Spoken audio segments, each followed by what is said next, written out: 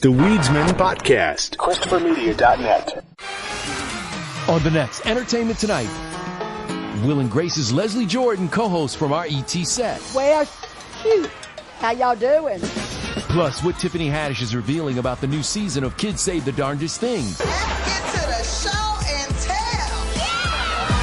tell. And just ahead of this weekend's Vax Live concert, our exclusive with Oscar and Grammy winner Her. As long as I'm sitting, I'm going to fight for you. Next ET, tonight at 7:30 on CBS 2.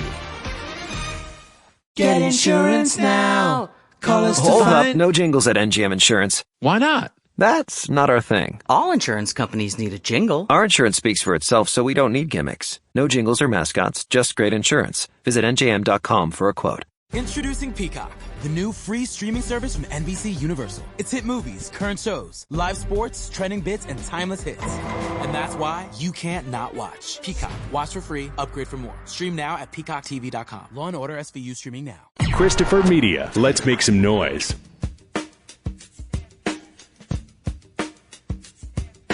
From Asthmacore Studios near Detroit, Michigan. Oh, man. It's the Weedsman Podcast. I have no idea what's going on. And now, you have smoked yourself retarded. Here are the Weedsmen. You want to get high? Hello. We did it. We're back again. Chris. I'm Aaron. Welcome back. Another Weedsman. We're celebrating today. Let's see, what are we celebrating? 426. 426. We're celebrating, it's National Lesbian Visibility Day. So did you do your part and go out and spot a lesbian today? Did you see any? I can open up Pornhub real quick and spot a few. Well, out in the wild, they're supposed to be wearing hunter's orange, I think, so that they're easy to spot. But, you know, if you're having trouble, I can send you a pamphlet that shows how to identify them pretty well. Oh. By their flannels and their hairstyles. That's true. I kid. The faint sound of the Indigo Girls playing in the background. Yes. Lesbian Visibility Day. That's really a thing? Oh, yeah. No, I didn't make it up. Oh. I mean, they're not actually wearing hunter's orange, but I don't know what you do on lesbian I mean, I'm not a lesbian, so I don't need to know what to do, but... I'm hearing you look at lesbians. That's what I'm hearing.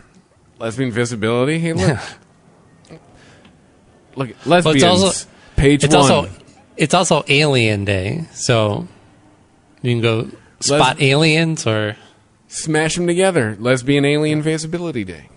I think you could celebrate those both at the same time. I'm sure that's something we'll be celebrating in 100 years. I bet you there's a lot of lesbians that like the Alien franchise. Oh, I was just talking about lesbian aliens. Yeah. Oh, no, this is specifically... It's Alien Day. This is for some nerdy reason of some reference or something like that in the movie or something. Probably somebody drops a date or something. No, and so... What you were saying, as Butch as Sigourney Weaver was in those movies? Oh, yeah. Oh, for sure. I'm sure they're... Get away from her, you bitch. Sure, some lesbians definitely be invisible to... Oh, where that's going. We smoke weed. Yeah. Huh. Yeah. So Sigourney Weaver would be the best way to celebrate both Lesbian Visibility Day and Alien Day. Yeah, there you go. There you go, everybody. Go watch Alien, the Alien trilogy. Yeah. Or just anything with Sigourney Weaver in it and just remember aliens. Yeah. If you're not into the horror. Yeah, watch Ghostbusters. Yeah, there you go. There is no Dana. That's a good compromise. Only Zool. Yeah, if you want to watch a movie where, well, I don't know, like she plays kind of a strong character. She plays like an 80s idea of what a strong woman was, right? That knew when to slap a man and when to tell him off, but was still going to do what he said ultimately. And could still be won over just through perseverance.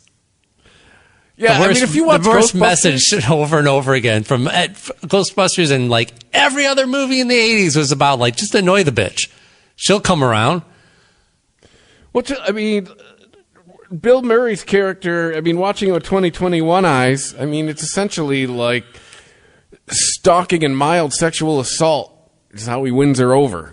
Well, he starts with torture, right? Not of Sigourney Weaver, but of the kid who, suffers from not having a vagina. And so he gets to get all the questions wrong and he zaps them constantly. Oh, yeah. Oh, no, that's just some rando college student. That's what I'm saying. But if we're analyzing Bill Murray's character, he's a fucking maniac. He tortures and plays mind games and stalks and is like, he's got an ego that's out of control. He doesn't seem to care about other people unless they have a vagina. I mean, he's a horrible, horrible person. Yeah, not a very good scientist either. No, a horrible one. But the backstory I created is the three of them are all in college together, and those two always did his homework. Yep. And he was in charge of, like, getting beer and chicks. Yeah, exactly. Yeah, he'd get beer and get those guys laid. They do his fucking homework. Yep. So he's got to be in the Ghostbusters. That new movie's coming out. Like another. They're doing a proper Ghostbusters reboot, right? With Dan Aykroyd and Bill Murray and all them, right? No Harold Ramis, obviously.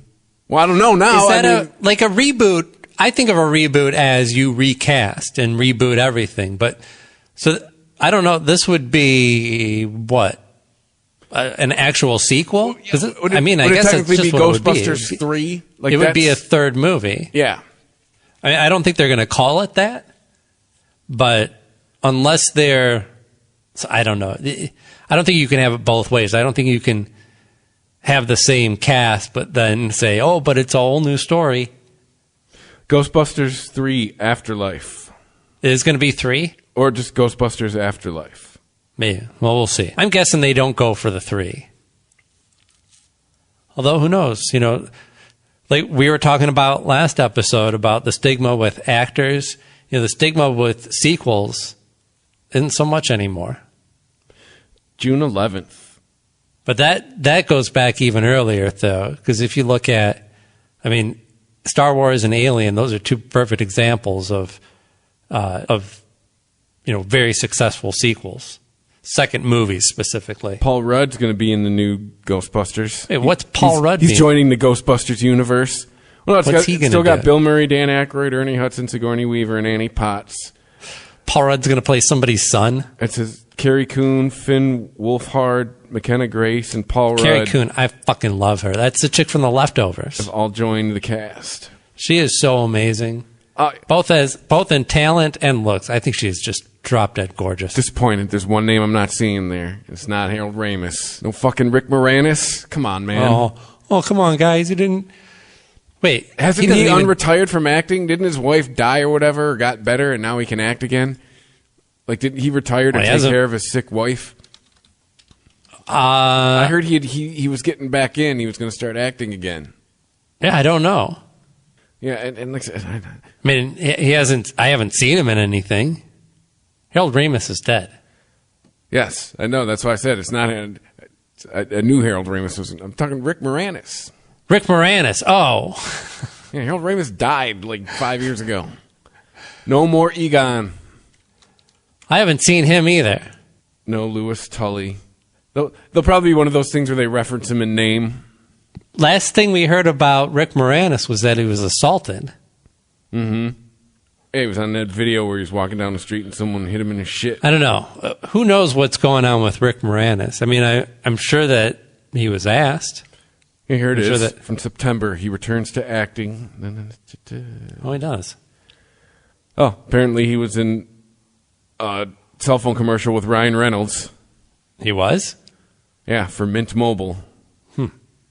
And then, like most articles now on the internet, this one just fucking stops. It's like a paragraph and a half, and it just stops. It's one of those where, like, wait, is there more? I'm sure we all know the articles I'm talking about. Yeah. Like, wait, it's done? Like it's like you stopped in mid-sentence. I've just started referring to them as squirrel articles because I've just figured the writer was like, oh, squirrel, and forgot to finish his article. Yeah, and this is from the Today Show. This is an NBC-owned website. Oh, his wife died in 1991, and he left the business to raise his children. So I guess now they're all grown up, so he wants to act again. Well, I imagine if he wasn't stupid with his money, then yeah, I imagine he could do that. I just early retire because he was in everything for a while. Oh, in the 80s? Yeah, between SCTV, all the bit parts he had in movies, and then he had that sweet, sweet Disney money with the Honey, I Shrunk the Kids franchise. Yeah, dude. He kept it like there's a dude who like kept his nose clean, didn't fuck around with his money probably, and got that sweet Disney contract and just said, yeah, when he needed to, he was like, well, fuck it, I'm needed elsewhere. Hollywood is going to be okay without Rick Moranis, I'm sure. Mm-hmm. Although I miss him. I'm with you. I mean, I was always a big fan. Even in the, as stupid as those Honey, I Shrunk the Kids movies are, like, he still sells it. Yeah. He was the perfect person for that role. You needed a nerdy middle-aged guy who could play up the comedy and who could switch to the drama when he needed to be. Did Rick Moranis ever do a serious role? Let's Google Rick Moranis serious role and see what comes up. All right. I like this. Kinda. Yeah, maybe, kinda. Does Parenthood count? He was in Parenthood. I was just reminded of that. I think, Parenthood is a very funny movie, but it's a dramedy. Yeah. Yeah, but then after that, Spaceballs, Little Shop of Horrors. My youngest just watched Little Shop of Horrors the other day. Loved it. I watched it up until they started singing, and I'm like, I can't. I cannot. Like, I swear to God, Rocky Horror Picture Show is like the only musical I can get through. Oh, looks like he went back for more of that sweet, sweet Disney money. Looks like he did some voice work in the early 2000s. He's in all the Brother Bear movies. Ah, yeah. Well, yeah, he's got, he's reappeared as Bob McKenzie in 2007 and 2008. His IMDb, it's all, like, comedies and kids' movies. Oh, yep. He was in L.A. Story. As a gravedigger. Uncredited gravedigger. So, maybe did not even have a line. He was in My Blue Heaven. Mm-hmm. Wasn't that him and Steve Martin? Yeah. That's crazy how SCTV was only on for like 3 seasons. Yet, it's like the Velvet Underground of comedy. As far as just the effect that it had. Right. Everyone who saw it started a sketch comedy troupe. Yeah. No, wrong analogy. I'm just talking. Look at the people who were in it. John Candy, Rick Moranis, Catherine O'Hara, Eugene Levy. They're like the Yardbirds of... there you go. No, for real. Yeah. They were the Yardbirds of comedy. Like everybody went through there. Yeah. Shit, what... O'Hara and Levy still doing shit up until this year, winning awards. Still, like, they dominated the Emmys, and fully deserving them. Yes, like amazing comedy, amazing performances from both of those.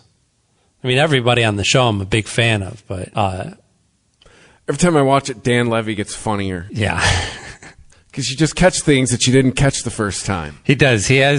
He manages to get in some sly looks that you don't always, like everybody else is a little more exaggerated, Alexa always flipping her hair around and shit. But he just can fucking narrow his eyes just in the right way and you're like, oh God, I would wilt under that gaze. Yeah. Kids trying to get into comedy, watch Dan Levy. Dan Levy to me is a model for it's all about timing and delivery. Yes, because I mean, it's not like David had jokes. It's not like he was always cracking wise. Yeah, his shtick wasn't saying outlandish shit. Every now and then it was, but it's a lot of his jokes out of context are just normal, everyday. You wouldn't laugh. Yeah, if you read it on paper and hadn't seen the show, you're like, I don't get it. Why is this guy funny? Then you watch it, and then it's hilarious. Well, I mean, it's another example of how it doesn't matter if it's a trope. It's what you hang on it. So the idea behind Schitt's Creek, it's just the aristocrats, right? It's the juxtaposition of somebody who thinks quite highly of themselves, yet finds themselves in, in bad situations, and you get to laugh at him and say, hey, look at that. The rich dude, the guy who thinks he's better than all the rest of us, is cut down to size. Mm-hmm. It's Schadenfreude. Yeah, but you do it right, and then you start watching it, and you're like, these people, and then you're like, oh, these people. Mm-hmm. And then by the time you're wrapping up that last episode, you're fucking drawing tears over the fact that you're never going to see these characters again in original programming. So it doesn't matter if it's not about what tropes you pick, or if you're ripping off something else, or just doing your own version of the Beverly Hillbillies or whatever it is. It's how serious you take that work and those characters, and what you put into it, and it clearly shows. They put a lot of love into that show, and man, it shows everywhere. And I like how they pulled it out for season 6, because I thought seasons 4 and 5 were not their greatest. They started to, I think they were starting to get a little bit of their own hype.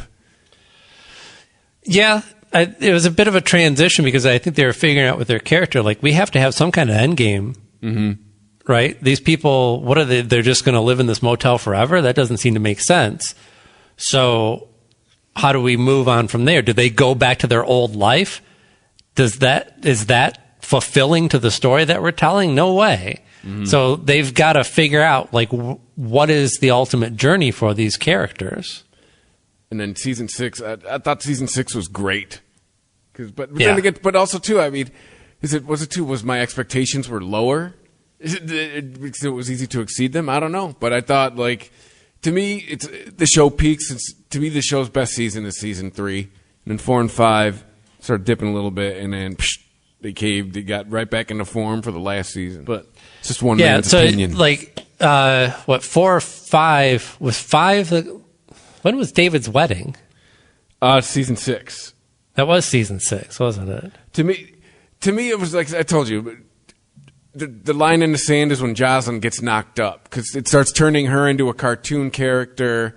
Oh, yeah, okay, right. I was having a hard time even placing what happened in those seasons, and it's really giving credence to your claim there that not a whole lot did happen in those seasons. They opened the store. Right, yeah. The one thing that did go was, isn't that when Patrick came in with season 4? Yeah, it had to mix it up a little bit. Well, I mean, they were riding on character, right? They had great characters, and that allowed them to kind of spread the storytelling out a little bit more, and not have to have it like everything be in a little capsule of, like, one perfect little sitcom episode where we wrap up everything at the end. They started drawing the stories more out across the season. I do think in one of those seasons we learned that David got dumped for a stuffed animal, which I thought was hilarious. We had the Oscars last night. I don't even have to ask if you watched them, because nobody fucking watched them. I've been reading articles. Nobody fucking did. Not even 10 million people, at least from the preliminary numbers. Yes, a new low. Though, that is not the final measure of impressions of media these days, as we know. It's true. And even in broadcast, they look at the 7-day now over, they're figuring, let's give people some time to, put it on the DVR and come around to it, and then we'll figure out if people are actually watching it or not. Well, this isn't when we were kids, right? When we were kids, you had one fucking shot, or you taped it. But this isn't like, nobody's really taping the Oscars like, no, I'm going to watch the whole thing. Like, they either watch it live or they catch clips online. Mm-hmm. Well, at this point, just catch the clips online, because it's just become just it's just 2 hours of shame on you. Nobody wants to watch that shit. Shame on you for not watching any of these movies? Or just shame on you in general. Promising Young Woman, didn't see it. Father, didn't see it. Or shame on you in general. I meant to watch Judas and the Black Messiah, but it dropped off of HBO Max before I got around to it. But you're saying a lot of modern award shows have been a lot of shame on the general public for not getting on whatever my message is. I guess this year there was a lot of Derek Chauvin talk. Yeah. So yeah, it's just like how many more years of declining ratings do you have to see? We don't want to see that shit. It's funny. I think we were talking about Frances McDormand recently when we were talking about Nomadland, a film that, I'm a really big fan of Frances McDormand, and I loved Nomadland. I thought it was a fantastic film. And any awards that it might have won, it wholly deserved. I hope it won some awards. I actually didn't look at the list. I think it got Best Picture. Yeah, so it fully deserved it. But I think we were talking about her rider, her inclusion rider, right? Did she get called out on it? Did she have it? Or is it a bunch of white people? I don't know if it came, but for some reason it came up on Paul F. Tompkins and his wife, Janie Haddad Tompkins. They do the Stay at Homekins podcast that they've been doing through the pandemic. When she won her award, her Best Actress, she talked about that. Like every project from here on out was going to have an inclusion rider. Yeah, so they had mentioned that, and Janie said something like, well, she was like, do they do that now, like, as practice? And Paul F. Thompson says, no, I think she was talking to a very specific set of people. There's very few people that have enough power in Hollywood to ask for an inclusion rider, or really a rider of any sort. You sign the contract and you be happy you get it, is what most actors do in Hollywood. Yeah, it's called I Got a Job. Yeah. Yeah, no, like we were talking with Ryan Reynolds, once he got to that certain level, right? Exactly. She's at that, when you're making your Best Actress acceptance speech, you are now at a certain level to where you can do that kind of shit. Mm-hmm. Yeah, but if you've been in Hollywood for 2 months and someone offers you a paying gig, you say yes, as long as it's not porn.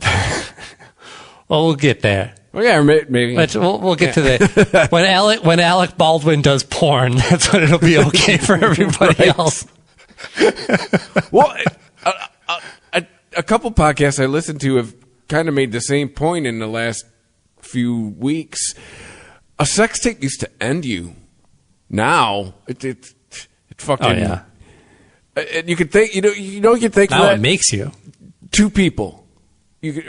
Two sets of people: Pamela Anderson and Tommy Lee, and then Kim Kardashian and Ray J. I think those are the two where they took control of the narrative and went, "We're putting this shit out ourselves, and you can pay us for it." I think it was a step because, like, Pam and Tommy, that just seemed to fit with their thing. And America, while they might have loved them, and I'm not saying everybody did, but they loved them because they were trashy people.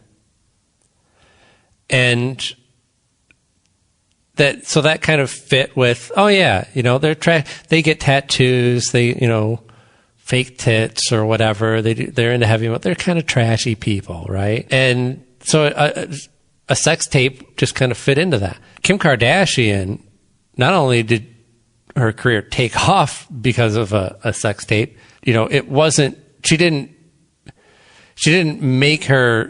go into business about like porn or anything like that. Or, I don't want to say that she's not trashy because, I don't know. She posts butt pictures like anybody else does. I guess that's trashy, right? But relatively speaking, she's fairly well respected. She's also done some things. To paraphrase a podcast I listened to, she's still putting up, she's reminding us that we still want to fuck her all the time. That too, yeah. She's always posting those she's kind of pictures. still doing that. Hey, still want to fuck me? Apparently Van Jones is hitting that shit now. Oh, shocker. She's with a black guy? Get out of here. Yeah. Well, that just proves it, right? She's racist against white people.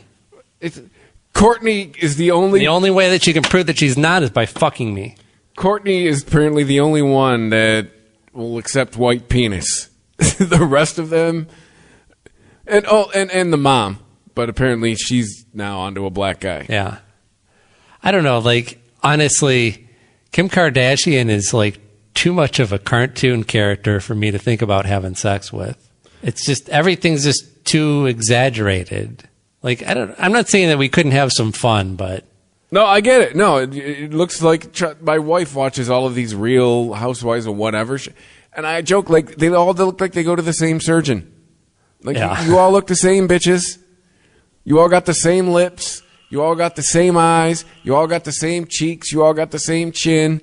Like, no, a lot of them look like, I told my, they look fake. They look like actually real life Barbie dolls.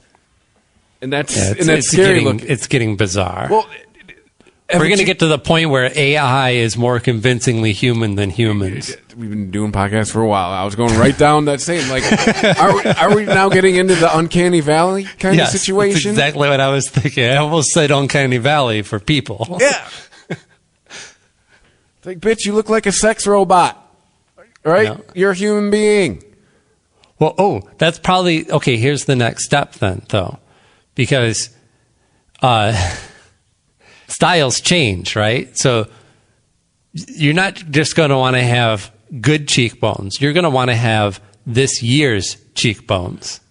So I bet you they're going to start implanting devices that will be like little robotic parts where you can change the shape of your cheekbones or your chin or something like that. That'd be so fucking weird, but I can totally see that happening, though, too. Yeah. You just enter some new coordinates on a computer and shit in your face shifts. Yeah, or just take a picture. Just be like, hey, body mods, I want that dude's chin. Click. Here you go. 3D print Siri. Your face would have its own Siri. It's like, Siri, give me Henry Cavill's chin. Now playing Destiny's Child. Oh, damn it.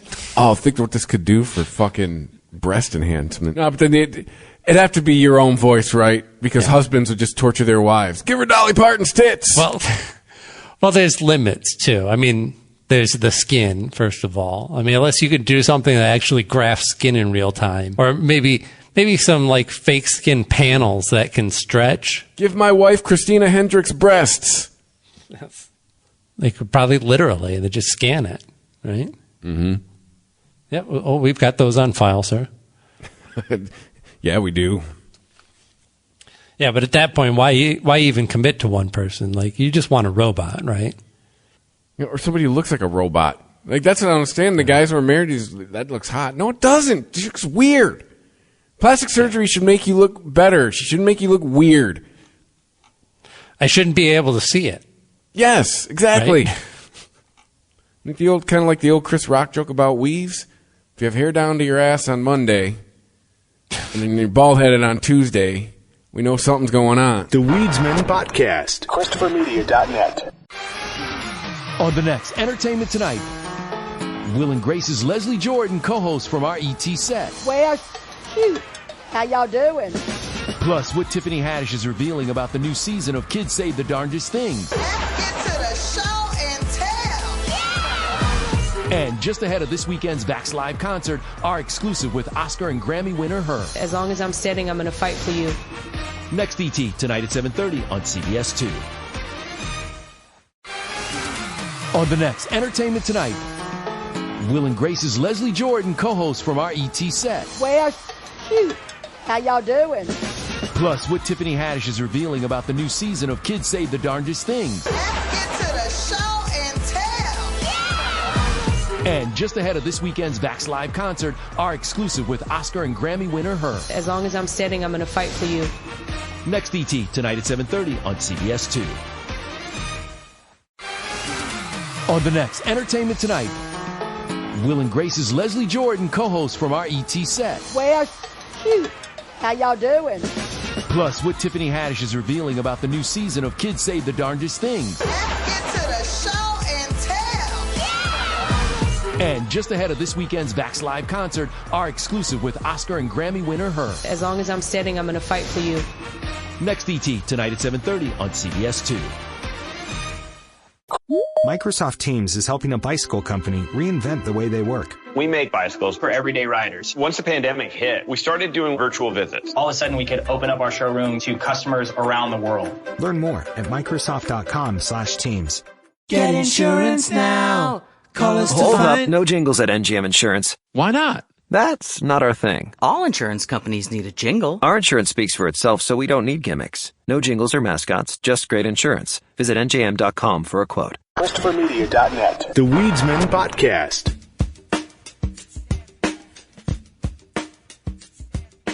I saw that Mortal Kombat movie. There's another one? Oh, yeah. It just dropped this last weekend. Oh. So this isn't the one from 1996? No, this one was better, although that's a low bar. It's like a really low bar. But yeah, it's a complete reboot, and they went totally gritty, man. Which, I mean, you have to. But all the principal players, though? Scorpion, Sub-Zero, Raiden. Yeah. I'm trying to think. Johnny Cage. No, so Johnny Cage was... there was a teaser at the end for Johnny Cage. So if they get a sequel, that's going to be their new lead. Johnny Cage.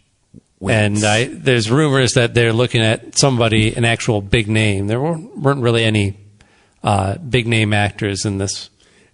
Not bad actors, but... They probably got to be like all MMA people, right? People who can do half this shit. No, they didn't really look like... I mean, some of them were like crazy ripped. But yeah, I don't know. I don't know where they... I didn't really recognize most of the actors. I think a lot of Australian actors, they shot this shit in Australia. Like, I could see someone like Gina Carano in a movie like this. Yeah. She might not be doing that for a while. Well, no, she's going to be in the Ben Shapiro movie. All right. Whatever movie that is. Yeah. It's a movie called Gina Carano's Tits Are at My Head Level. Yeah. Without her having to bend over. Let's just do a movie about that. Hey, I'm sure they'll show the Ben Shapiro movie at the grand opening for the David Hogg Pillow Company. Yeah. It's called It's called Gina, Ben, and an Apple Cart. Right. Or an apple crate. That's what I mean, an apple crate. Hey, whatever. Ben can rest his head on them. Yeah. Like a couple of pillows.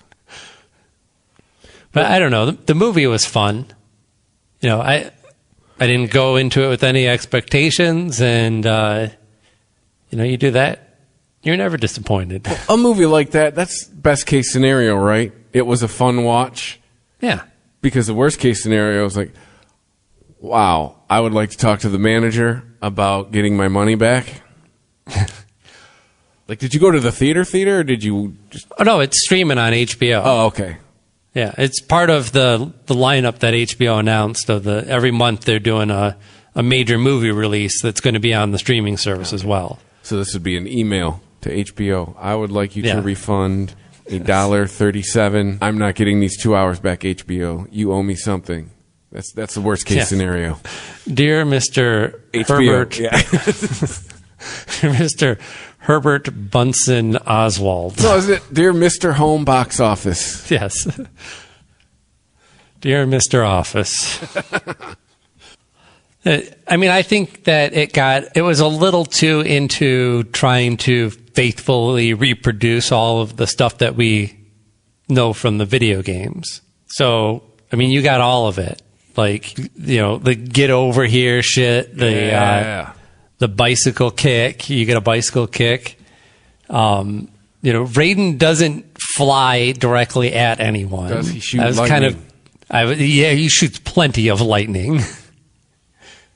Plenty. Do they play the song? They kind of...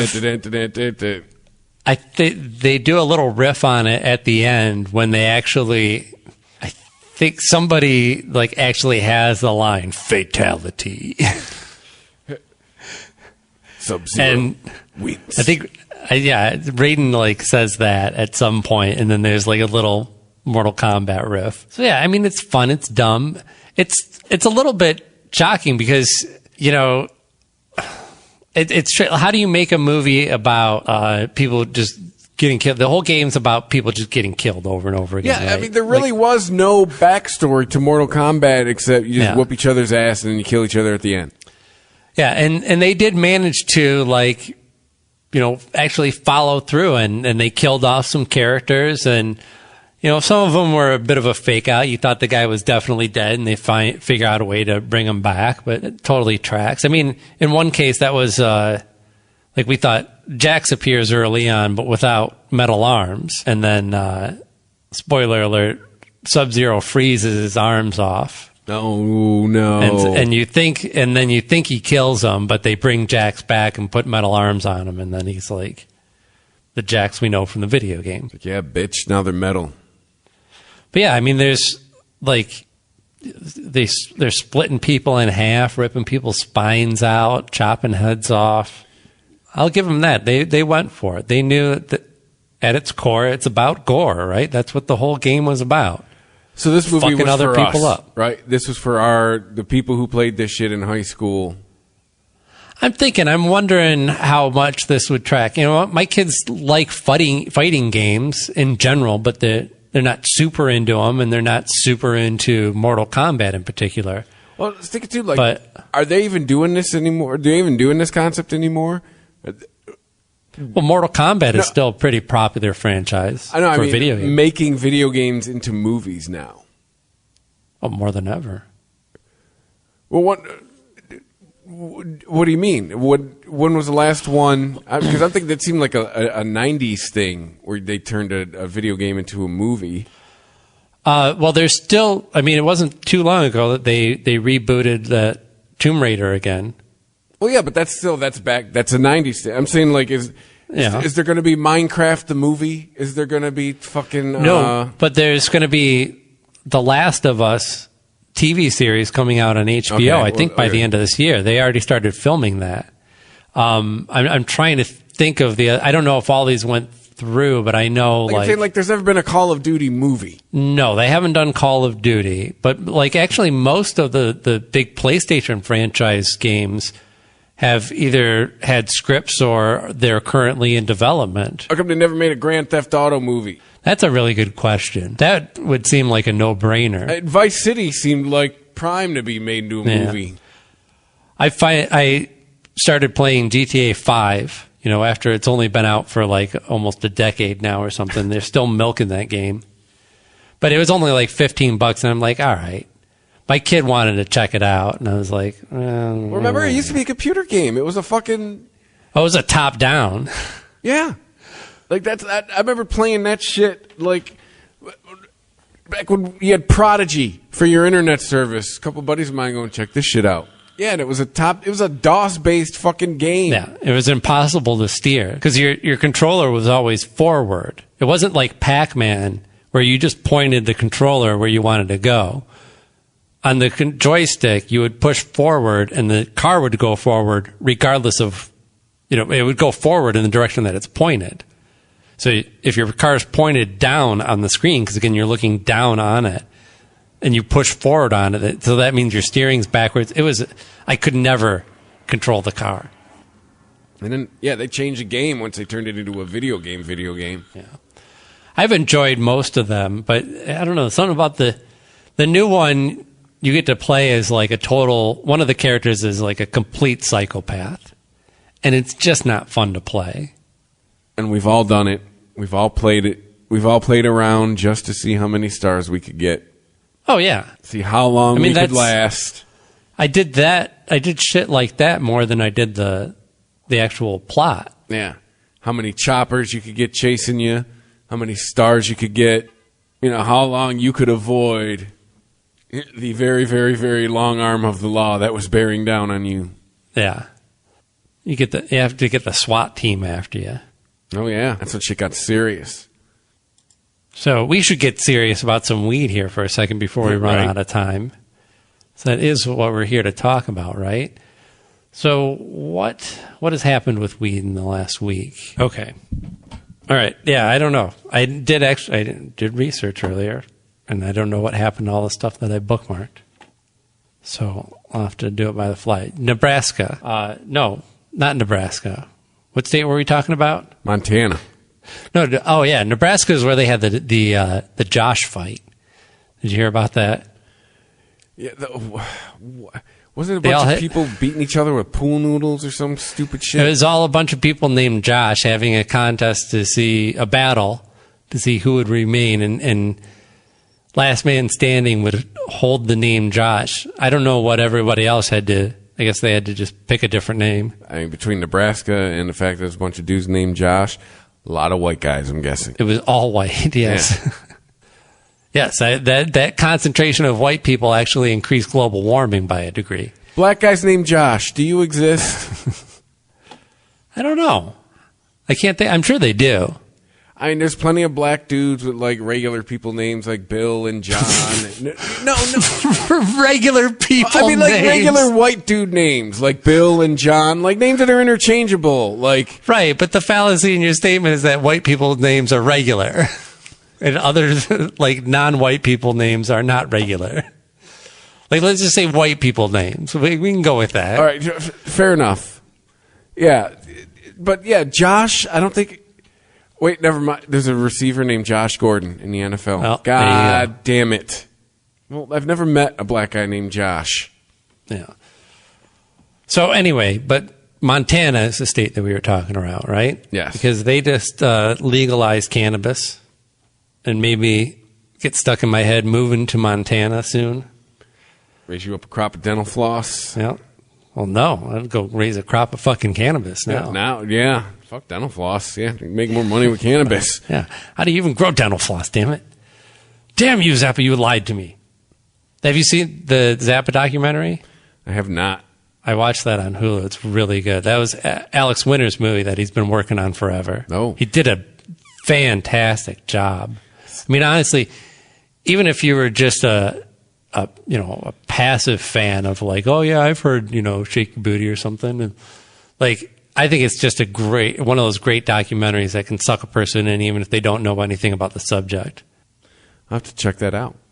By the way, still haven't seen the third Bill and Ted.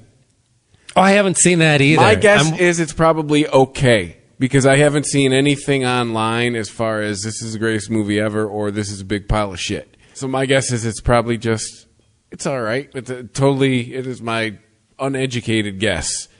It sounds like it's a lot better than the Coming to America reboot that they did. Yeah, now that is one I have not heard good things about. Yeah. I've tried to watch it. It's unwatchable. Damn. It's like... Well, I shouldn't say unwatchable. If you got a head injury and you lost all of your memories pre 92 or whenever that movie came out and just didn't remember anything about the original movie and then came to this as a completely new concept, there's probably some enjoyable stuff in there. But all the enjoyable stuff is just the old jokes. Just trying to repackage them. Yeah. Fucking 30 years later. It was a movie reskin. They just updated it I mean, the fact that most of that cast is still alive is pretty... Although, John Amos is dead, right? Or did he just die on Good Times? I'm never sure if he's actually alive or not. Who's John? Oh, yeah. The guy... The guy who owned the McDowell's, right? Well, it would be his father-in-law if the movie played out how it was supposed to. Yeah, I think he's in it. I can't remember. I'm just trying to think of all the old fuckers that are... James Earl Jones is still alive. Yeah. Nope, John Amos is still alive. He's 81 years old. He only died on TV, Chris. What show did he die on? Good Times. He was on Good Times, and he left the show and they wrote in right. I think it was a car accident or he died at work or he had a heart attack at work or something. Wow, they killed him off screen even. Yeah, they're pretty much. Oh, you don't want to come back? All right, you're fucking dead, done. Never, but well, TV writers now a little bit more creative maybe than back in the day because they brought back Dan Connor. He was supposed to be dead, and they turned it into it was all a dream. But anyway, we're talking about legal weed in Montana, and we got sidetracked into movies again. Yeah. Sorry, I was looking to see if there was any other stories worth talking about. But Montana, what is going on in Montana? Just the governor just signed in what the people voted on in November. Right. Yeah, so you must have signed this recently. So I'm looking at a story from 3 days ago that it passed the Senate. Mm-hmm. So the governor did sign it. Yes. Yeah, I thought that's what I saw earlier, but I just saved the story because I was like, oh, yeah. Well, North Carolina. State lawmakers introduced legislation this week to legalize the possession and sale of marijuana in the Tar Heel state. Yeah, that was the other one. So this is another state trying to go the Vermont route the New Mexico route. We're not even giving it to our voters. We're just going to, do it ourselves. North Carolina has kind of been the blue wild card down south the last few years. Sometimes it's blue, sometimes it's red. Yeah, and I think you're going to see. I think when cannabis does finally get passed in more states that are either blue or purple, I guess like we would call North Carolina now, I think you're going to see it just bypass the voters on that, because I think everybody understands where the voters stand on this. Even in more conservative areas, it's still polling well over 50%. So it's really not a question of, do the people support this? It's a question of, can the politicians support it and not lose that bit of their base that is still anti-pot? Well, too, also, I think we've talked about this before. You do it that way, you control the narrative. Well, you control the narrative, and you also don't give a boost at the polls to liberals. Yeah. If you put that marijuana bill on there, that means that more liberals might turn out to vote for that bill and also pull the lever on the Democrat on the bill as well. Yeah. Or on the ticket, I should say. So, yeah. So if you're a Republican in North Carolina and you're looking out at the horizon, seeing cannabis coming over it and going, well, this is going to happen whether we want it or not, then yeah, control the narrative and don't let the Dems get a boost at the polls off of it. Do it through the through your state lawmakers. Yeah. And scrolling through our social media, that's pretty much it. It's the biggest stuff in the last week. Biggest stuff since the last time we recorded. Well, I was reading a story earlier about Seth Rogen, and the headline says Seth Rogen explains why he's high all the time. Right? Because he can be. Seth Rogen. But I take exception to that headline because Seth Rogen is very open about his pot use and very open about how he does use cannabis pretty much throughout the day. But he also talks in this article about why he uses it. And, well, I shouldn't say in this article, he's not being interviewed. This is just pulling quotes from other interviews. But they were sourcing him talking about using it to deal with his ADD. And, something that when he was a kid, I don't even know if they had identified it at that time as ADD. And he certainly wasn't treated for it as a child. And now as an adult, he finds that it's the best way that he can manage it and stay on task. And it's clearly working for him. So, because I get it, look man. At pot business, pottery. He's all over social media. He's producing so many different shows. The Boys is one of the biggest shows out there right now. He's producing that. He's producing Invincible. He's producing so much shit. I mean, he's doing everything and all that he wants to do. And so I don't think it's about like Seth Rogen is high all the time. And I think that it's a misunderstanding of cannabis to phrase it that way, to just say there's, you do two things with one thing with pot, right? You get high off of it. That there's no concept of using it to manage pain, but also, remain clear-headed enough so that you can go to work and talk to your boss and not freak out, or whatever. It's not. I don't know what Seth Rogen does, but when Seth Rogen says that he uses cannabis throughout the day to not just to relax, but also to manage ADD or whatever, people imagine that like he wakes up with like, there's some like Pee Wee Herman Rube Goldberg device to automate a bong for him to like blow it into his face as soon as he wakes up. And he is just, nothing but bong rips until dusk. And I don't, maybe he is. I don't know. Maybe that's what works for him, but that doesn't, I doubt that's a fair representation of what he does. If he was in a smoke cloud all day, how would he get done the number of things that he has done recently? Maybe he's just a productive stoner. I gotta hand it to him too. He has done what he has pulled the Snoop Dogg and has made weed a part of his image. Seth Rogen is in that club where if you go somewhere and if he's somewhere and he doesn't have a joint, someone will hand him one. Like, hey, here you go. You're Seth Rogen. Yeah, but also like if I don't know, it's just because you can actually ingest THC all day long, but not be stoned out of your mind all day long. It's true. Right? You can manage. You can do. I mean, like there's often if I got heard. There's sometimes where I don't get high until my work's done, and there's other times where like I don't have any super urgent deadlines or anything, and I can be a little more relaxed and space my work out more. You know, if I don't have something due by the end of the day, and now working from home, you can kind of set your own schedule to some degree. You know, you still have deadlines, but yeah, so sometimes I want to get high, and sometimes I'm like, I just need a little bit to take the edge off and help me concentrate on something other than my back pain, so that I can get my work done. You know, so I'm not getting blown out. Trust me, I understand what Seth is saying. It's somebody whose gears are always turning. It slows them down. Yeah, absolutely.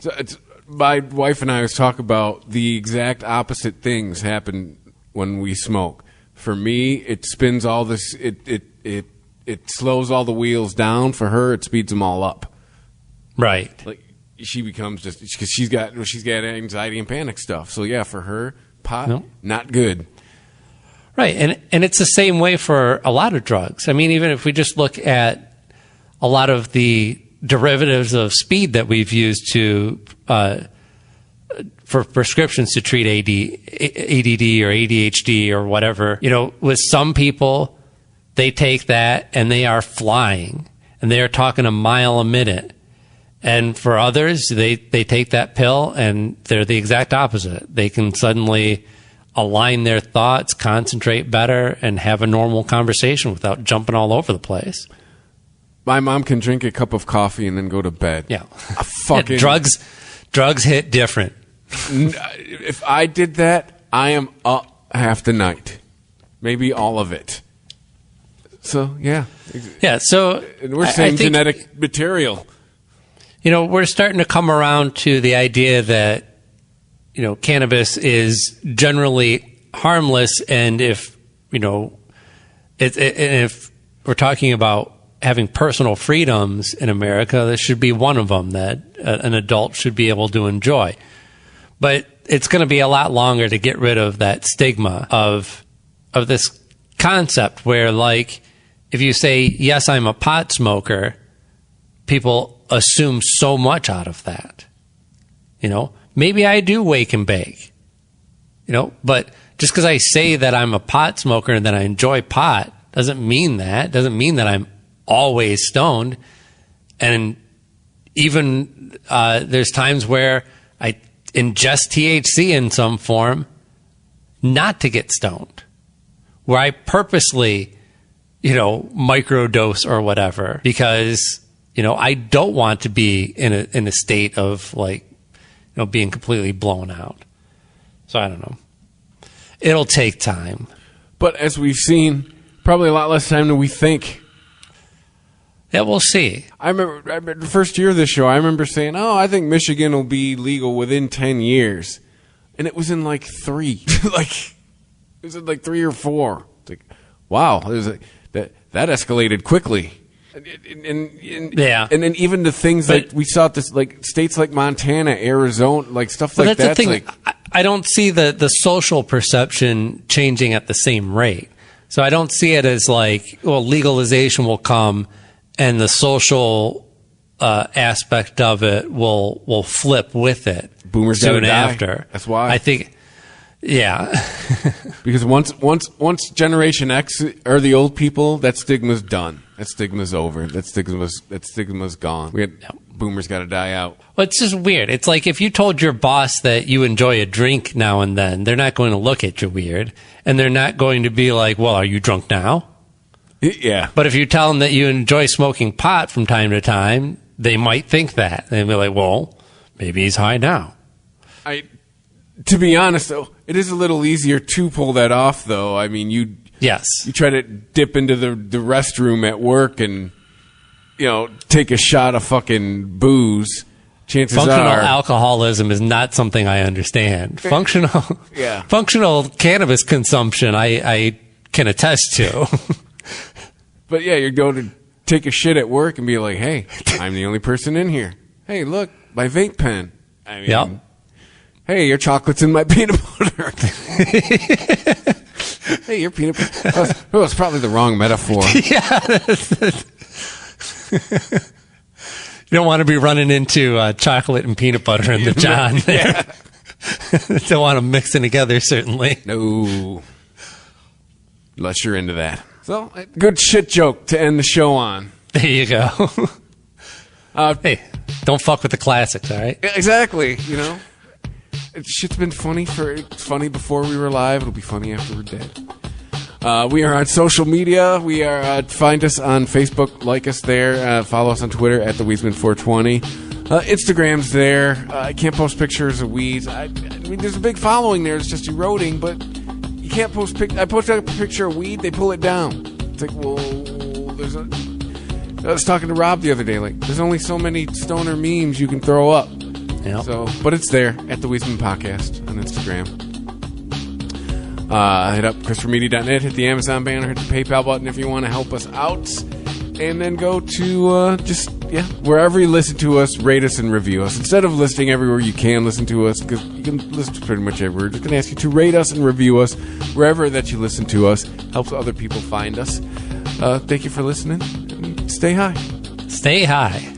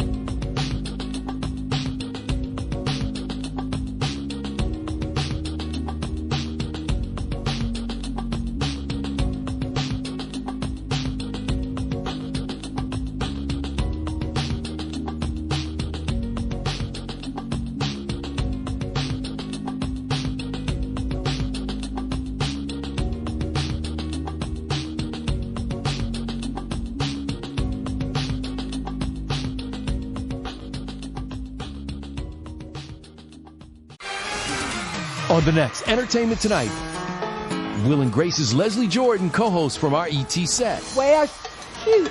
How y'all doing? Plus, what Tiffany Haddish is revealing about the new season of Kids Say the Darndest Things. Let's get to the show and tell. And just ahead of this weekend's Vax Live concert, our exclusive with Oscar and Grammy winner Her. As long as I'm standing, I'm going to fight for you. Next ET, tonight at 7:30 on CBS 2. On the next Entertainment Tonight, Will and Grace's Leslie Jordan, co-host from our ET set. Well, shoot. How y'all doing? Plus, what Tiffany Haddish is revealing about the new season of Kids Say the Darndest Things. Let's get to the show and tell. And just ahead of this weekend's Vax Live concert, our exclusive with Oscar and Grammy winner Her. As long as I'm standing, I'm going to fight for you. Next ET, tonight at 7:30 on CBS 2. Get insurance now. Call us to Hold find... up, no jingles at NGM Insurance. Why not? That's not our thing. All insurance companies need a jingle. Our insurance speaks for itself, so we don't need gimmicks. No jingles or mascots, just great insurance. Visit njm.com for a quote. The Weedsman Podcast. ChristopherMedia.net.